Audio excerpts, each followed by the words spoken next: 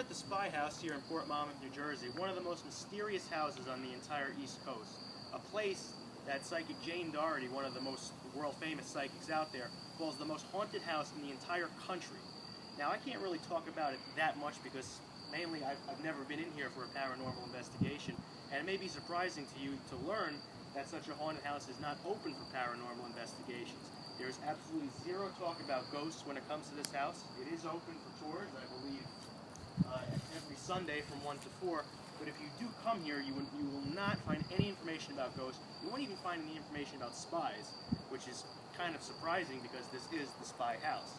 Now, that name comes from the 1700s during the American Revolution when this was a tavern, and British soldiers used to come in here and they used to do their drinking, and the owner would spy on them and then relay the information of troop movements to the Continental Army. So now you know where that name comes from. Spies have always had that very alluring, mysterious atmosphere around them, and that might very well set the stage for why we have so many hauntings in this house. If you want to go back even further to the late 1600s, this was built in the 1640s, and in the 1600s, supposedly Captain Henry Morgan used this as a station when he was raiding up and down the Jersey Shore. Now, I also have to mention that there is a very fine line between fact and fiction when it comes to the Spy House, because we really don't know that much information. You can look online on 10 different websites and find 10 different little bits of information. We really don't know too much precise information. Now, what we do know is that there was a caretaker here named Gertrude, and she used to conduct seances and do a lot of strange things here with visitors. Back when this was the Spy House, it's now actually Bayshore Waterfront Park Activity Center, not known as the Spy House anymore. And she used to tell a lot of stories of little children ghosts walking around this front lawn where we are now. And if you come around to the side here,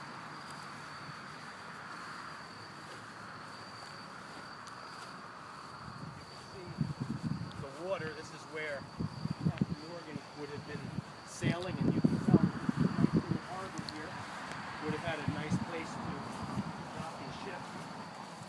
But from this top window here, it was said that people can still see the spirit of Captain Morgan and his wife looking out towards the water. Now, it kind of makes sense that the wife would be there because the wife is waiting for her husband to return. Now, again, the details of exactly when Morgan used this and how he used it are a little bit fuzzy. There were two basements to this house as well, which caused a little bit of controversy because several years ago,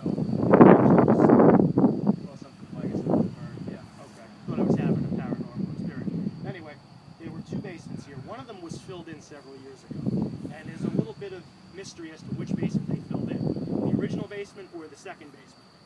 Now again, I can't even tell you exactly where that is. What we do know is that this section of the house